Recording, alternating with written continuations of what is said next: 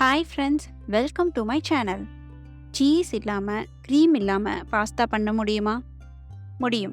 ஹெல்தியான homemade white சாஸில் pasta எப்படி பண்ணுறதுன்னு பார்க்கலாம். ஃபஸ்ட்டு தண்ணியை பாயில் பண்ணிக்கோங்க. தண்ணி கொதித்ததும் 1/2 ஸ்பூன் உப்பு, 1 ஸ்பூன் ஆயில் சேர்த்துக்கோங்க. 1 கப் பாஸ்தா எடுத்திருக்கேன், அதையும் உள்ளே சேர்த்துக்கலாம். 5லிருந்து 10 நிமிஷம் வரை வேக விட்டுருங்க. ஆயில் சேர்த்திருக்கனால பாஸ்தா ஒட்டாமல் வெந்து வரும்.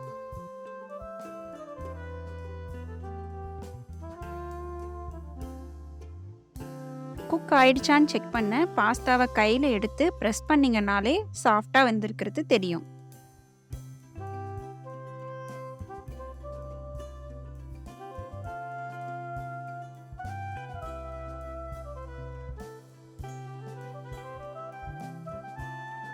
அப்போ எடுத்து தண்ணியை வடிகட்டிட்டு 1/2 டீஸ்பூன் ஆயில் சேர்த்து மிக்ஸ் பண்ணி வச்சுருங்க.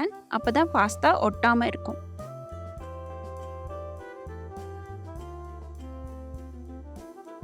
ஒரு பேனில் 2 டீஸ்பூன் பட்டர் சேர்த்துக்கிறேன். பட்டர் உருகுனதும் கட் பண்ணி வச்சுருக்க மஷ்ரூமை உள்ளே சேர்த்து நல்லா சுருண்டு வர அளவுக்கு குக் பண்ணிக்கோங்க.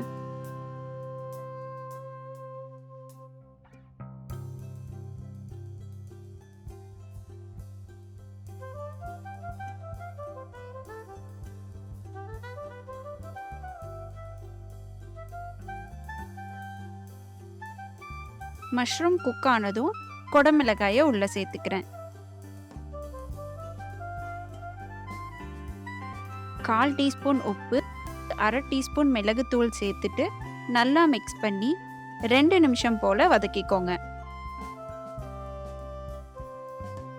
நல்லா ஃப்ரை ஆனதும் ஒரு பிளேட்டில் மாற்றி வச்சிடலாம்.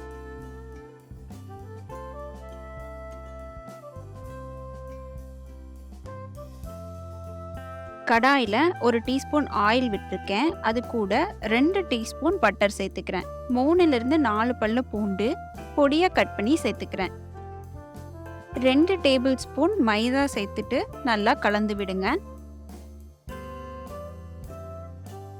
மைதா நல்லா கட்டியாக திரண்டு நிற்கிறப்போ பால் சேர்த்துக்கலாம். 2 கப் பால் சேர்த்திட்டு கைவிடாமல் கலக்கிட்டே இருங்க, இல்லைன்னா அடி பிடிச்சிடும்.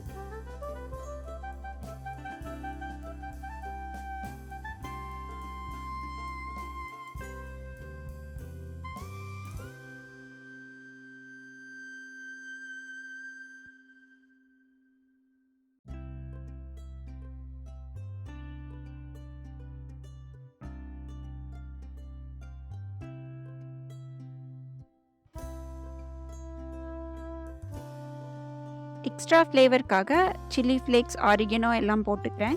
இது ஆப்ஷனல் தான், இல்லைனாலும் பரவாயில்ல.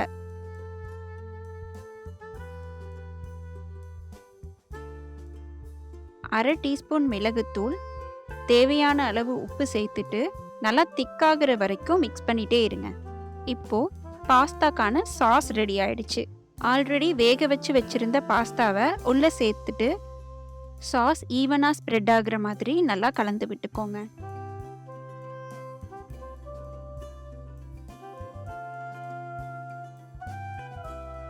லாஸ்ட்டாக ஃப்ரை பண்ணி வச்சுருக்க வெஜிடபிள்ஸையும் உள்ளே சேர்த்துட்டு 2 நிமிஷம் போல் குக் பண்ணி எடுத்துக்கோங்க. அவ்வளோதான், வீட்டில் இருக்க பொருளை வச்சே ஹெல்தி அண்ட் டேஸ்டியான white sauce pasta ready.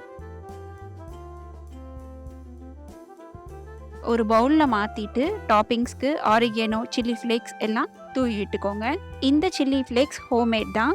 Recipe link மேலே கார்ட்ஸ்லையும் டிஸ்கிரிப்ஷன்லேயும் கொடுத்துருக்கேன், செக் பண்ணிக்கோங்க. தேங்க்ஸ் ஃபார் வாட்சிங். இந்த வீடியோ உங்களுக்கு பிடிச்சதுன்னா லைக் பண்ணுங்கள். இன்னும் இது மாதிரி நிறைய ரெசிபீஸ் பார்க்குறதுக்கு என்னோட சேனலை மறக்காமல் சப்ஸ்கிரைப் பண்ணிக்கோங்க.